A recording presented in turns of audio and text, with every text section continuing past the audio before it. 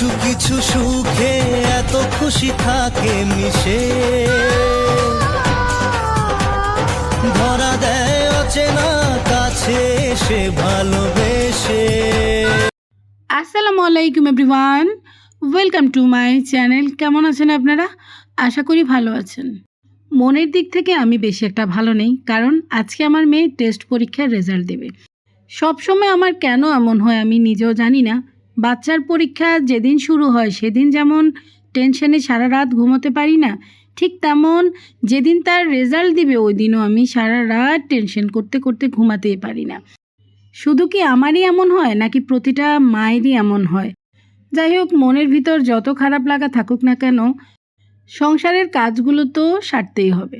যেহেতু আজকে আমার মেয়ের রেজাল্ট দেবে, তাহলে তো মেয়ের সাথে আজকে আমাকেও স্কুলে যেতে হবে। তাই তো ওদের জন্য সকালের নাস্তাটা আজকে একটু দ্রুত বেগেই তৈরি করলাম।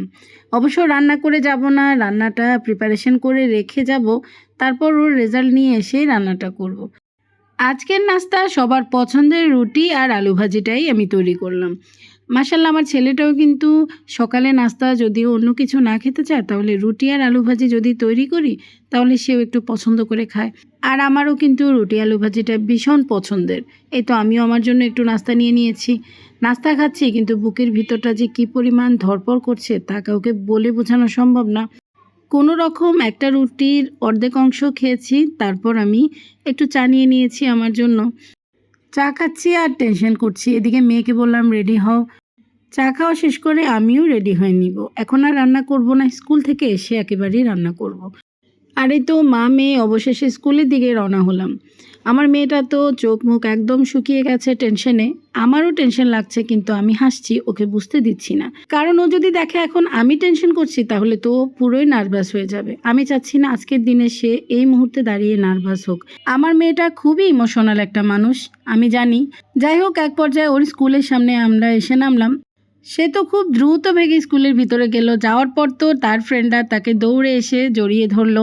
সবাই বলছে নাকি রেজাল্ট দিয়ে দিয়েছে। এটা শুনে আমার মেয়ে তো পুরাই মন খারাপ করে ফেলেছে। আমি বললাম, মন খারাপ করছো কেন? তোমার রেজাল্ট তো পড়েই আছে, রেজাল্ট তো আর কেউ নিয়ে যাচ্ছে না।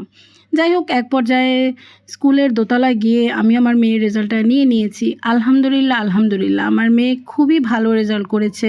ওদের ক্লাসে প্রতিটা সাবজেক্টে আমার মেয়েই উত্তীর্ণ হয়েছে, সবচেয়ে ভালো রেজাল্ট সে করেছে। এতক্ষণে দেখেন আমার আম্মাজান এখন সুন্দর করে একটু হাসতেছে মন খুলে। বিশ্বাস করবেন কিনা জানি না, প্রতিটা টিচার যখন আমাকে ডেকে বলেছে যে আপনার মেয়ে প্রতিটা সাবজেক্টে সবচেয়ে হাইয়েস্ট মার্ক সে পেয়েছে এবং খুবই খুবই ভালো রেজাল্ট করেছে, এবং যখন বলেছে যে ও আমাদের গর্ব, ওর কাছ থেকে আমরা সামনে আরও বড় কিছু আশা করি, তখন আমি মা হিসেবে আমার কাছে কেমন লেগেছে সেটা কি কেউ বুঝতে পারছেন? এই কথাগুলো শুনে সত্যি আমি খুবই ইমোশনাল হয়ে গিয়েছি। খুব কষ্ট করে নিজেকে ওইখানে শক্ত করে রেখেছি। সবাই আমার মেয়েটার জন্য দোয়া করবেন, আল্লাহ পাক যেন তার জীবনে যত মনের আশা আছে সবগুলাই পূরণ করে। স্কুল থেকে বের হয়ে আসার পর আমি বললাম, তোমরা কি খাবে? তখন আমার মেয়ে একটা কথাই বলল, সে ফুচকা খাবে। বরাবরই তো সে ফুচকা খুবই পছন্দ করে, তাই তো ওর পছন্দের ফুচকাটাই আজকে ওকে খাওয়ালাম। এরপর আমি সরাসরি বাসায় চলে এসেছি। যেহেতু আমি রান্না করে যাইনি, আমার রান্নাটা তো পড়ে আছে, এটা একটা টেনশন।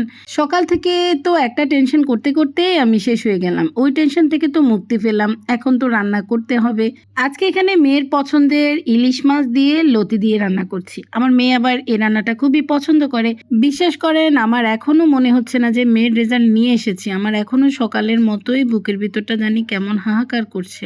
ছোটবেলায় দেখতাম আমার মাও ঠিক এমনই করতো। আমাদের রেজাল্ট দেওয়ার সময় মা ঠিক এমনই চিন্তা করতো।